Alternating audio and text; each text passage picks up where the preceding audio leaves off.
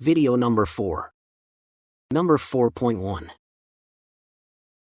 The night before my dear sister died from chemo and radiation. Not cancer, liver failure, she was in a coma. As I sat by her bedside, she said twice orange blossoms. And twice it's so beautiful. I asked her questions, but, coma. When she died the next day, her eyes were closed but her eyebrows drew up in surprise and delight and a brilliant smile lit up her face. We go home. It is a homecoming to leave these troublesome bodies. Heaven is real. Number 4.2.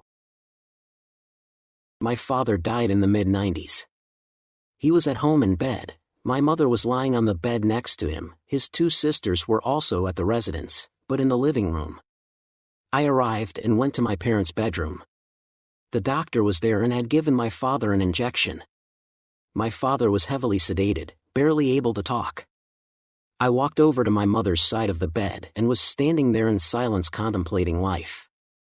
Suddenly, my father sits up, looks at my mother and says, "I'm going to my father," in a perfectly lucid manner. With that, he slowly sinks down again and passes away. Ever since, I have been bewildered by him saying what he did. I have spoken to my mother as well as both of my aunts as to the meaning. My grandfather had passed away about 30 or so years prior when my father was about 12. My parents were not religious at all, nor am I. I remained perplexed as to whom the father was that he said he was going to. Was it God, or was it his paternal father? Number 4.3. I had a very similar experience with my mother. I didn't shake her but just watched her raise her head from its nodding position it had been in for several days. She opened her eyes, looked up at the ceiling and had a beautiful, delighted, surprised expression. Then she settled back down, closed her eyes and stopped breathing. I would not have missed that for the world. Number 4.4. My father passed in 09. Just before he died he said, "Boys, your mother is here and wants me to go with her, my brother," and I said it's okay to go with her. He was baptized a few months before and he said, "Make sure you boys will be there with me." I said, "You won't leave me behind, Dad." Number 4.5. My father passed 3 years ago. We were all sitting with him and talking. It was one of his more lucid moments where he was of sound mind and able to talk. He was sitting there looking thoughtful, looked at my mom and quietly said, "It won't be long now." Then he pointed around as though pointing out a crowd, and said, "They are all here." At this point in time we were expecting Dad to have at least 3 to 6 months with us.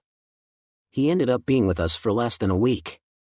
This small moment gave us all comfort knowing that Dad was met by his loved ones. My Nana Kit, Granddad George and Uncle Ted, Dad's parents and brother. Number 4.6.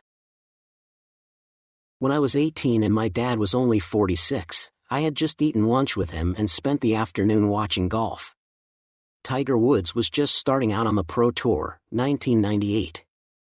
We both got in our respective cars and took off for different destinations. There was a point in the road where we split off from one another and in that moment, I heard a voice in my head. No, I had never heard anything like it before or since. I'm totally sane. The voice said, "You will never see your dad again."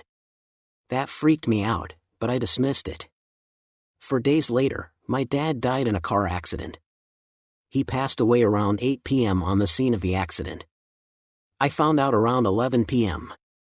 I was, of course, devastated.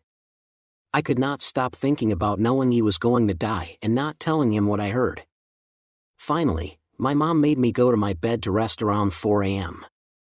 I laid there and felt my dad come into the room. He held my hand and told me it would be okay. He patted my back until I fell asleep. There have been moments, not many, where I have felt his presence and that he has encouraged me to do things I had never thought of before, but they have made a huge impact on my life in the end. If anyone is here for me when I pass away, I think it will be him.